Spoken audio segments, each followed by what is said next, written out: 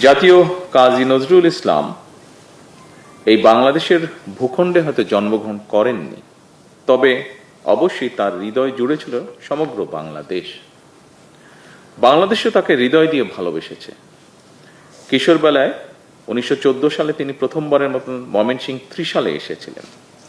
কবি সেই স্মৃতি বিজড়িত ত্রিশালকে নজরুল সিটি ঘোষণার সম্ভাব্যতা খতিয়ে দেখার জন্য এরই ভিতরে নির্দেশনা দেওয়া হয়েছে সংশ্লিষ্ট কর্তৃপক্ষকে।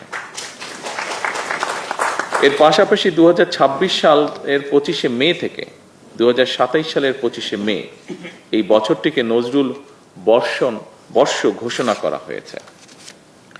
বিদ্রোহী কবি, প্রেমের কবি, বিরহের কবি, তারুণ্যের কবি, বাংলাদেশের ঐতিহ্যের কবি কাজী নজরুল ইসলাম আমাদের জাতীয় সাহিত্য সংস্কৃতির ইতিহাসের এক অবিস্মরণীয় নাম।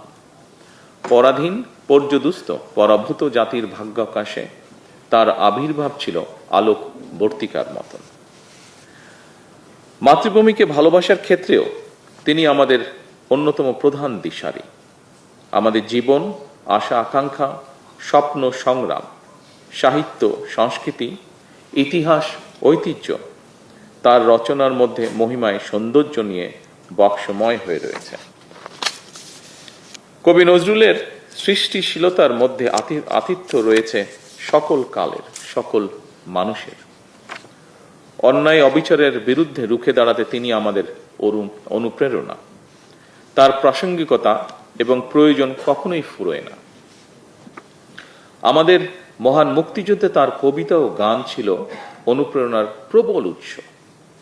তেমনি আমাদের সকল আন্দোলন সংগ্রামে তার সৃষ্টিশীলতাই হয়ে ওঠে প্রতিবাদ প্রতিরোধের মূল ভাষা। তিনি আমাদের জাতীয় জীবনের অনিবার্য অংশ।